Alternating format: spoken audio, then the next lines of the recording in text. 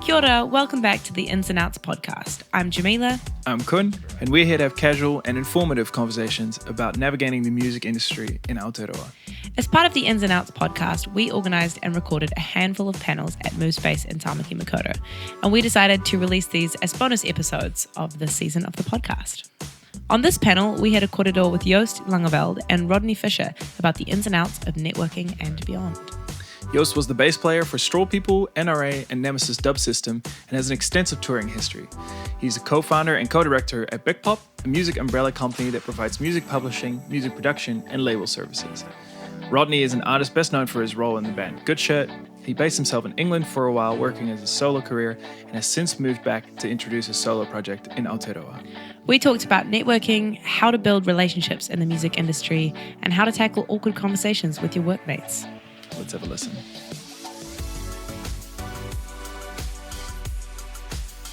My name is Joost. I am a bass player. Have done a lot of production work. I played in bands.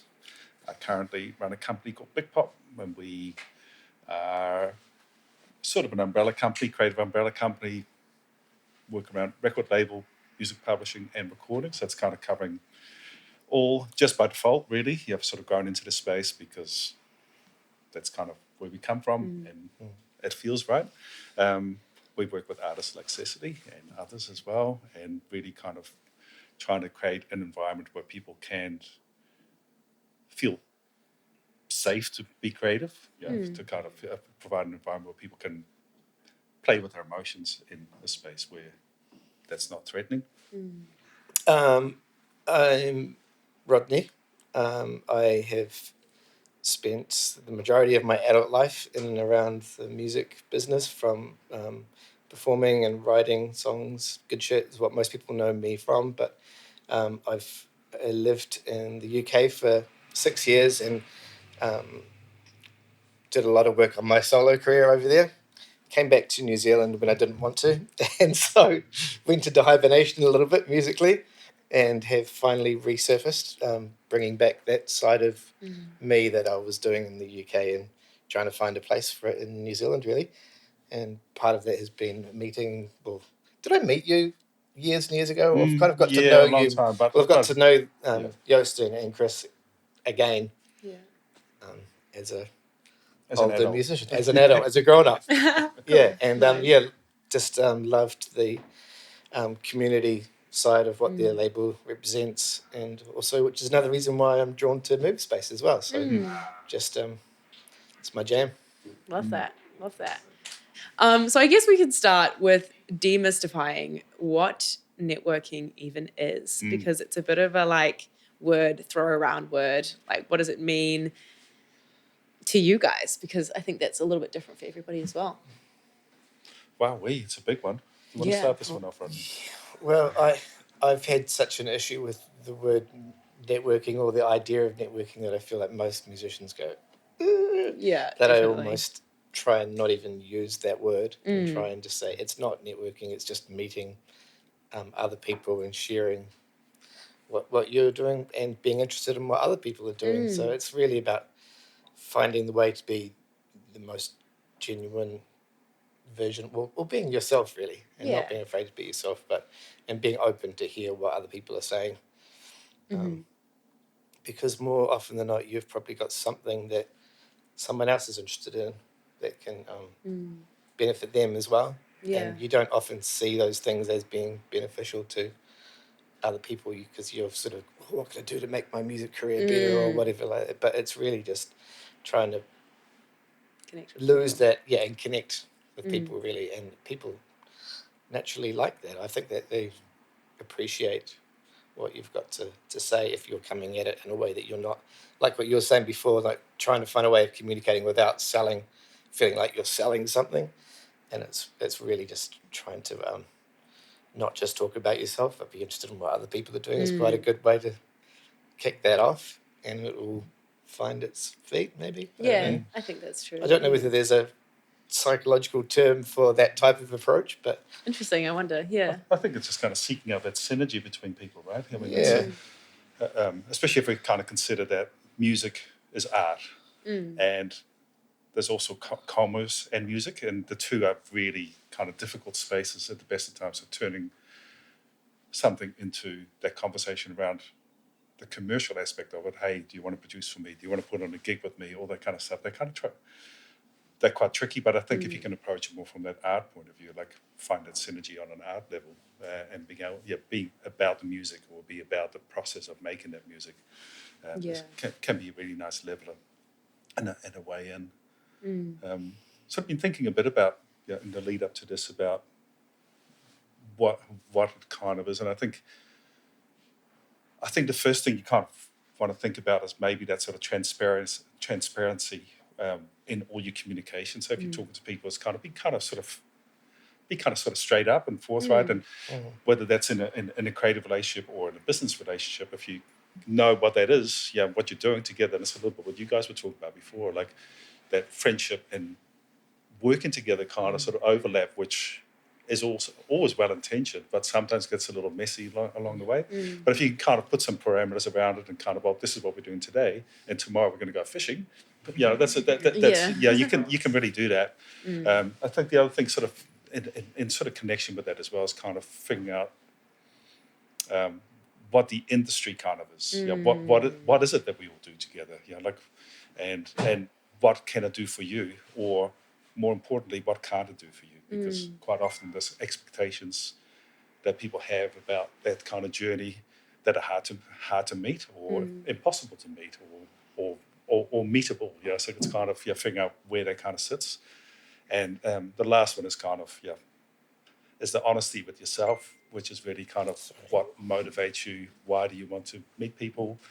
What does the creative process mean to you? What do you want to get out of that? And what are the realistic kind of sort of measures of success in that space as well? Because I think if you have a good grasp on all those three things, then you can, that networking aspect, or the horrible word, that kind of natural finding those kindred kind of sort of relationships. I think so. Yeah. And there's kind of like the relationship aspect of it, like the actual what goes on behind the scenes, and we see your intention and the way that you conduct those relationships, but then also the like time and placeness of networking, like the way that I sort of see networking, and the way that it's used often is there's like sort of networking events where you're supposed to sort of go out and network.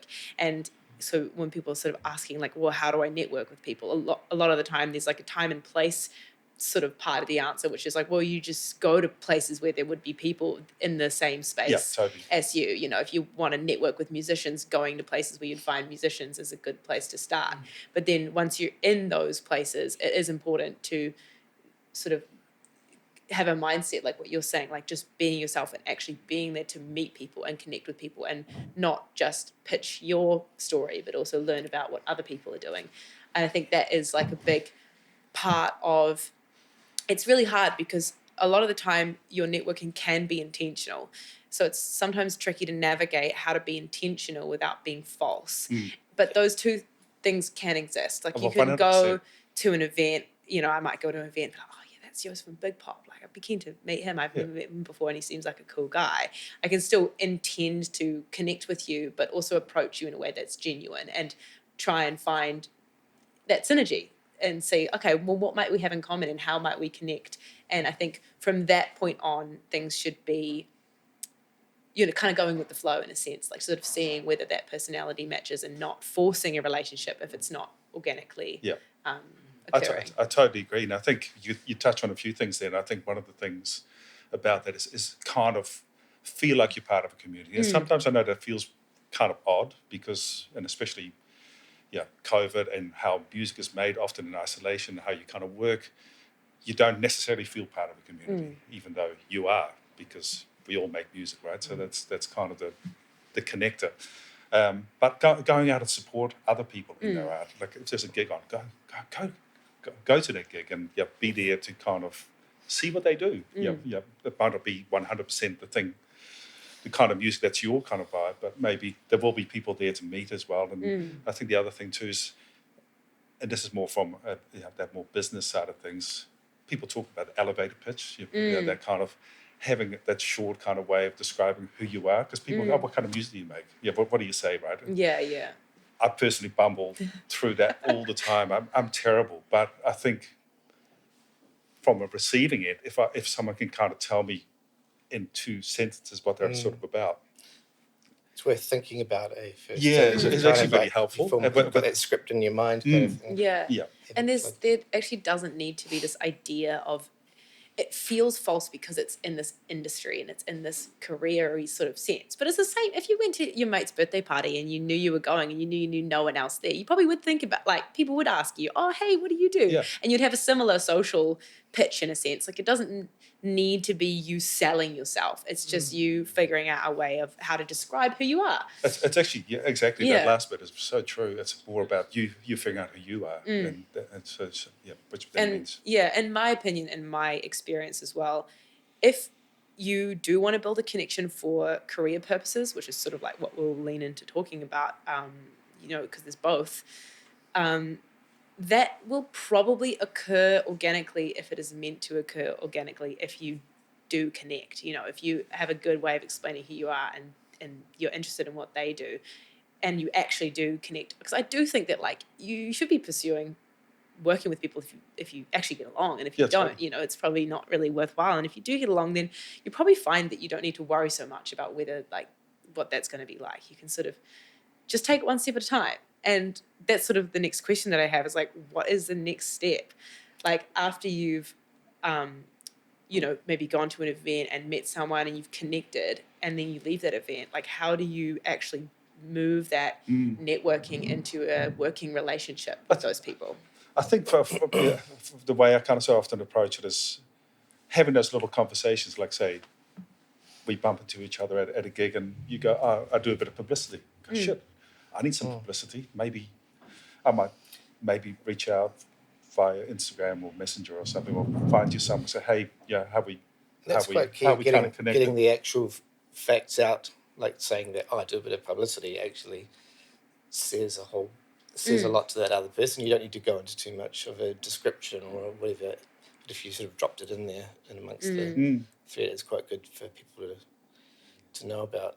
Like, I've got a good example of what has led to my the whole album that I made and working with The Response, and I guess this is from 2 ways. Well, the first way was I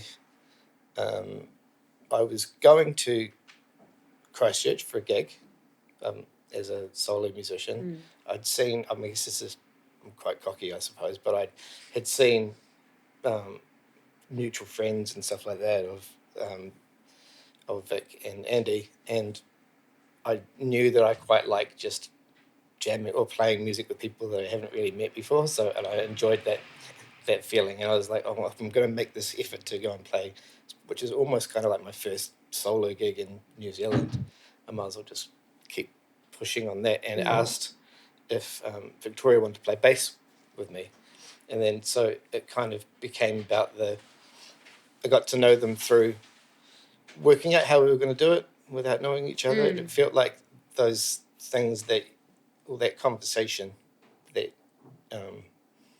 you really know well is kind of the bones of how that sort of relationship kind of builds. And I feel like I've always quite often done that because you're talking about music and that's your common thing, that it's really easy to sort of segue off that. But then I went down and played the gig, and obviously they knew who I was and because of Good Shirt and stuff, and we sang Good Shirt songs, a little bit about their thing. But then I said, oh, I've made this song at Roundhead, and it's not like Good Shirt, it's like I'm on this different kind of buzz at the moment. And they basically straight up said, oh, we do a bit of remixing, send me the stems if you want. And I just sort of went and did that. But it was like, that led to the whole relationship developing, and them being producers and working together regularly and stuff. But it was just a real kind of throwaway kind of comment by Andy. I was like, yeah, chuck us the stems. And I mean, and it's from a producer kind of got that. It's a really great way because you can do that. You know, you can go, oh, it's quite a forward way, forward, but also quite gentle because no one else is there. You just got to receive these stems in your inbox, and it's up to you what you're going to do with them. And part of what, and also because it was probably reasonably kind of low energy, that comment. you could have also ignored it if you didn't feel it was right for you. So there wasn't any real pressure on you to kind of have to do that. It was about, oh, well, that's, you probably... I think that is like almost, it's such a minuscule thing, but that right there is actually really very important when you are meeting new people, is to like figure out how to, imply that you might be interested in someone without putting any pressure on the situation. If both parties do that successfully, then both parties feel like if they don't want the relationship to go further, which is okay, because sometimes you just don't connect with people and that's cool. Yeah, totally. They can like respectfully and comfortably leave that interaction. But if they do, then it feels comfortable to pursue that. And that leads me on to like, I think follow through is really important. If you do meet someone and you like them and you're vibing and you have a cool conversation at a random gig, you might not ever interact again. So it's up to one of you to like follow through with that interaction. And that can be like an Instagram message, like, hey, really nice meeting you last night. Like, loved what you said. Like, so cool that you said, oh, flick me the stems. Like, is it cool if I actually do? Or I love that you said that you are in this band or are a bassist or I'm looking for, then you can actually like... Or even more vague, and this is quite a good one, because quite often when you talk with people, it's usually quite casual, right? Yeah. You might be talking about music that's completely unrelated to your own journey. You might go, hey, have you checked out the new Blah album? Yeah, yeah. And, that's a really good way in as well. Hey, I checked out that album we talked about. I was like, that's really awesome. Or I didn't really like it. Well, you know what I mean? It's showing that giving yourself some opportunity to go back and giving yourself an opportunity to continue that conversation. And that you remember that conversation and value that conversation, and that you like it's so nice when you receive one of those messages. Like if you had a random conversation, like, oh, that was a nice conversation, and then you actually do build a connection. Then then it's kind of like, can be like, oh, do you want to catch up for a coffee and like continue this conversation? Or, there's lots of different capacities in which you might want to work with somebody. So that does kind of depend on, what that conversation was and whether you just want to be mates in the music scene or whether you want them to do something with you or for you, or you want to do something for them. There's lots of different things on the table. So you kind of do have to and conversation is like that, and meeting people is like that. Like if you do get along with someone, it's quite likely that will somewhat effortlessly occur with a slight bit of effort in terms of intentionally being aware of that person. And it can be as simple as getting that person's Instagram when you finish talking to them, being like, oh, hey, like, what's your Instagram? And then, that connection can leave the room. It doesn't just become somebody that you forgot the name of when you met them. And I think that's an important, just the whole... I guess I'm just trying to think of it from the perspective of musicians and feeling like you're totally on the outside and you want to start being a part of a scene and playing shows and stuff like that. That there's putting on shows together like what you guys do. That's trying to get to that spot fast is quite key, I reckon. To and then kind of keep on doing that. Because the way you kind of grow an audience is always to kind of be slightly splintering off and not playing to the same people all the time. Yeah. So it's really to kind of almost rinse and repeat a little bit. Yeah, yeah. You meet people and then you meet their people. When you've got the space in your life to be able to do that, it's really great. That's so good. And also kind of understanding how kind of audiences or kind of friendships or relationships kind of work. It's like the rings of a tree, concentric circles, right? You sort of inside is your family, and they don't care about your music, but they love your music anyway, right? And then your friends are sort of sit in the circle outside. And I also kind of think that often people kind of forget about this one, but the industry is kind of anything and everyone too. If you go to a gig, for example, and someone does a sound, be nice to them, or the door person, or to someone selling merch. I mean, kind of these are all people that kind of work in the ecosystem, in the tree, or I like the mycelium idea of mushrooms and the connection of mycelium. Everyone's connected, and everyone. It's really. If you think about New Zealand in particular, it's 1 degree of separation. It's not 6. In that way, it's everyone knows someone. Yeah. It's important not to just be trying to make singular it's not about just making a positive connection with that one person in the industry who might be notable. No. It's about being a nice person and being like a friendly person to everybody that you meet.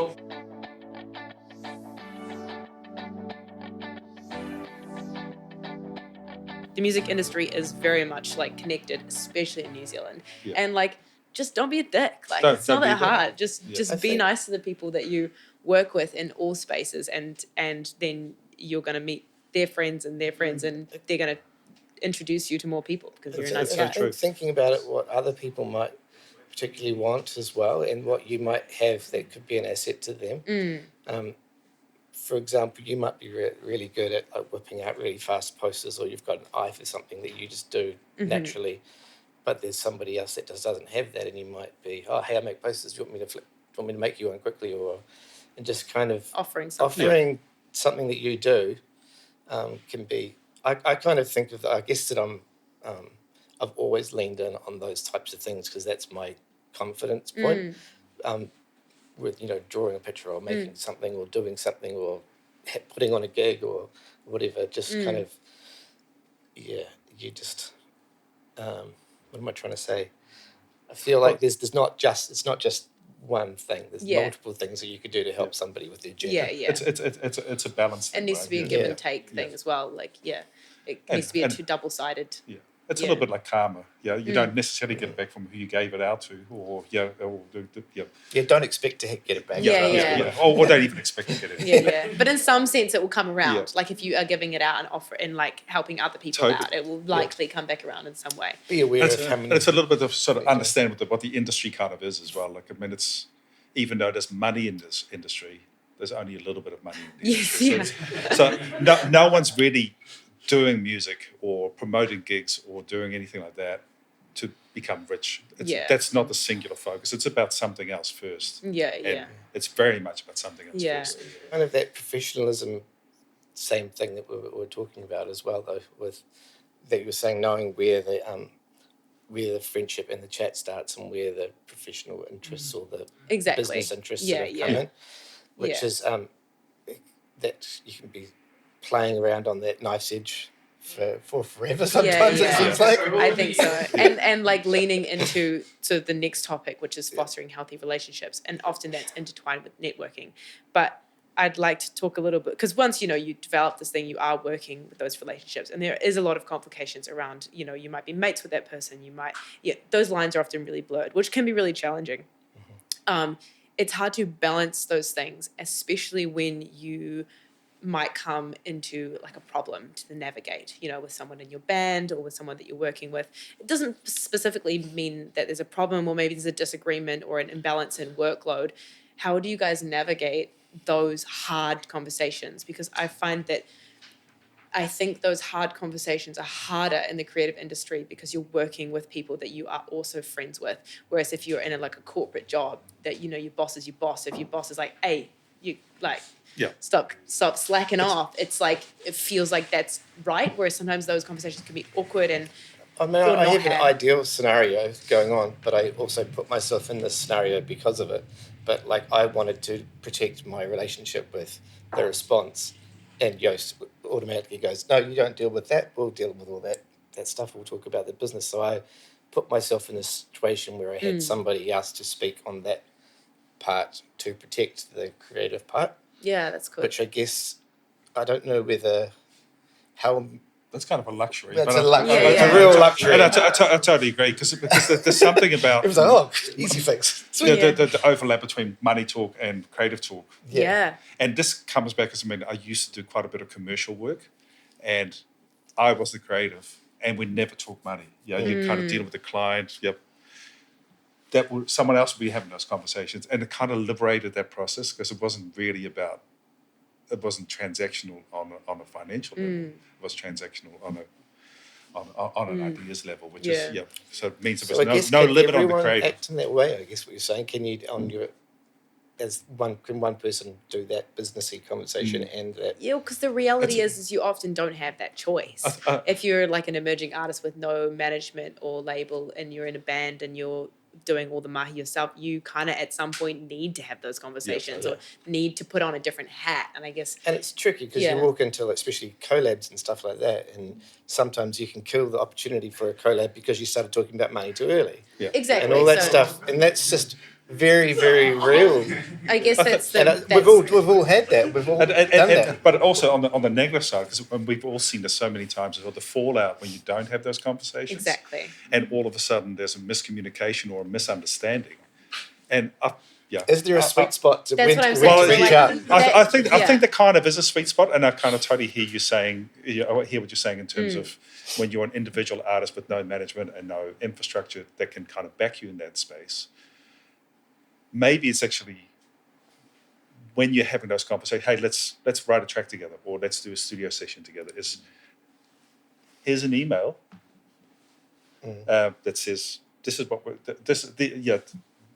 we're writing a song together, and this is the understanding. And the other person says, yeah, that's cool, and then do that a few days ahead of time, so you don't have to have it in the you room. like because that's almost have that's to a vibe killer. find the right timing, because the reality is like you say, like if you don't have that conversation, it can be almost worse than having that awkward conversation. But there's a wrong time and a right time to have that conversation. And when that overlaps too much with the creative side of things, it can get really complex. So finding a time outside of that creative, if you are going somewhere to write with somebody, finding a time outside of that exact time to go over that kind of stuff, to sort of separate the work and you've got to separate the sort of money and the creativeness and the admin. I think, I've done it with, I guess it's tricky because both, so for example, Tim Skedden and I, it's different because we've both had a bit of a history, and we've kind of expected that this conversation would come up, so it's a little bit, but I pretty much after the first kind of sending back and forth of a file, or like I said, oh, hey, got anything you want me to sing over or jam over? And we both did the same to each other. And then on the first reply back of, oh, that's cool, hey, by the way, are you sweet with the Nashville vibes of just 50-50 on whatever we're doing? Yeah. Yep, sweet as. And that was, I guess that's why a lot of people lean towards that 50-50 because it is an easy one. Yeah. I guess it's more complicated when it is like, what are you offering? And there's like 6 producers working on this and somebody else. But at least you got it out there straight away anyway. And contracts are just understandings. I mean, the thing, contracts sound like hard. Well, there's dodgy contracts out there, don't get me wrong. There's loads of dodgy ones. But in essence, an email as well, if you go, hey, we're going to write together and there's 2 of us and whatever we write is on the publishing side is 50-50. Master, because there's always both. Often I see the communication about master is more complex than the publishing one because writing's sort of understood, but around master that's a trickier one, and maybe that's why I got you to do that one. Yeah, and I think too, because as an artist, for example, say if you're an individual artist and you're working on a track. And you might be working in your home studio, and you might be inviting someone else into that space, and you're kind of writing together, and song gets written. You kind of finish the production. That's great. I would say that's probably not 50-50 at that point on the master side. Yeah. And especially if you then think about having to market that song, and you might be making a video, and all these other costs all sits in that master space as well. So I think a good workaround there is, hey, maybe we will go 50-50, but the first X amount of dollars that song makes will cover the costs. Needs to recoup those costs. Yeah. Or whatever formula you kind of set up I think around that. After having this conversation with a lot of different people and with my own band, it really is just about having that conversation, because the reality is that you can, especially for splits, you can split things however you like, as long as you agree on something. And making room for that conversation can be the hardest part. We had a really hard conversation as a band when, even though we know this and we preach this, we did leave it just a little too late, and it was difficult. It's really we hard. had to sit down and have that conversation, but we got through it and we're stronger for it. And I feel like we've had a lot of conversations as a band that have been hard to have those conversations. And hard conversations aren't always about money or splits, or they can just be hard conversations. They can be someone's not doing as much as other people, or someone's doing more than other people. Totally. And so how do you deal with those? Exactly. Because often those things are fairly ambiguous as well. I mean, you might be doing more PR, Kun might be doing more of the music side. Yeah. How do you even balance that kind of stuff out, right? They might be invisible to other people who are not. Yeah, and what I'd like to talk about is I don't think we have enough time, sadly, to cover every niche, nuance of those conversations. But in general, a hard conversation is a hard conversation. And there are some ways that you can approach those hard conversations that can make them easier. Email is a great example of those times. Another example can literally just be messaging whoever that person is, saying, hey, loved working with you, this has been super fun, could we sit down and have a chat about some admin stuff, or have a chat about some, of that kind of thing, and like making that both parties are aware that you're going to like sit down and have a convo that, it might be a bit awkward and serious and confrontational, but I think both parties will equally realize that that's like for the greater good. I think it's really good. And being able to have that conversation outside of the creative space, so that becomes a separate kind of thing, is really, I think that's really good, because you kind of then diffusing it. Yeah, exactly. Actually say, we're going to have a band meeting, we're going to go for a coffee we're going together to talk about this stuff maybe sometimes. I do think, and going back to the email thing versus messenger or having a chat, in terms of a more, because often you're thinking about things that may not have any kind of implication until maybe a decade later. What's going to happen in 10 years from now, right? So I do think an email thread is really good. Go, hey, this is what we talked about, guys. We're all good with this, and everyone say, yes, we're good. Even if you have that conversation, that's a contract back and having a little email. Bounce out afterwards, especially if you are talking about things that are like contractual, like money or splits, things that do need to have some sort of like timestamp on them, for sure. Because if everyone replies, say, we're good with this, that's what we talked about, that's my understanding too, then that's as good as a contract. And I think, like, on that side as well, there's also the receiving side of those conversations. And, it is also important to be respectful of other people's opinions and open to, like, other people having, you might have a member in the band. I have a rule around this. I have a 48-hour rule. Don't respond on those kind of emails for 48 hours. Think about them. So, like, it's kind of digest what's been said. So you can kind of reduce the emotion. Because it's really emotional sometimes. It is, And the reality is that both of you, sometimes, when you're in it, you're like, I did all that. But actually the reality is their point is often, like, from their perspective, as valid as yours. And so to be able to come to an understanding of, sit in the emotion simmer and be like... Have the 48-hour rule, but don't leave it too long.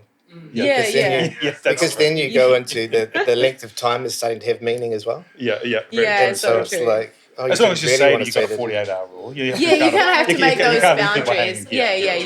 I think it's just about... I need to think about this. Being like, give me a couple of days. Where I come from is as much as I understand, and where they come from is as much as they can understand, and how can I try and understand where they're coming from. And if both parties do that, then you can have... It takes a lot of maturity to have these conversations and to, like, get rid of your ego and get rid of your emotions and actually be like, okay... You feel like this and I feel like this, and how are we going to actually move forward from this? Because with a lot of these conversations, you just have to compromise, and both of you will have to, you kind of have to talk to each other and go, okay, I really want this and you want this. How can we both lose a little and meet in the middle rather than one person having to like sacrifice everything? Because the art of compromise. And it's such a good word, that one. I think too, and often that idea of having everything of nothing, or something of something. It's kind of having those kind of conversations, or being able to kind of bring those ideas into conversation in a non-confrontational way.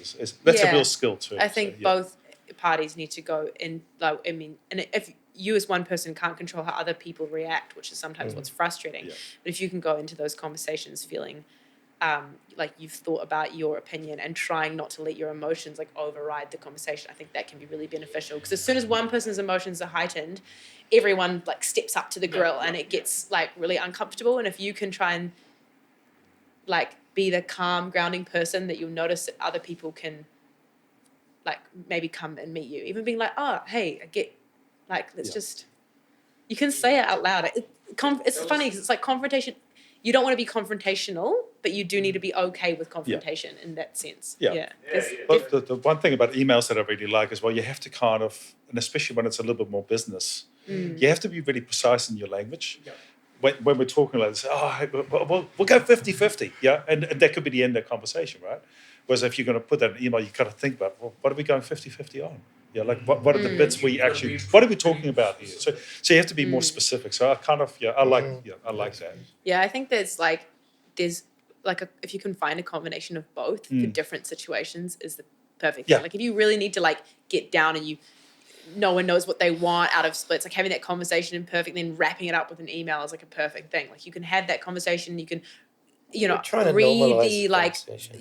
read the expressions and get how people are feeling, and then afterwards you can just make sure that you actually understood and on the same page, and having that in writing can make that clear in so much of a better way.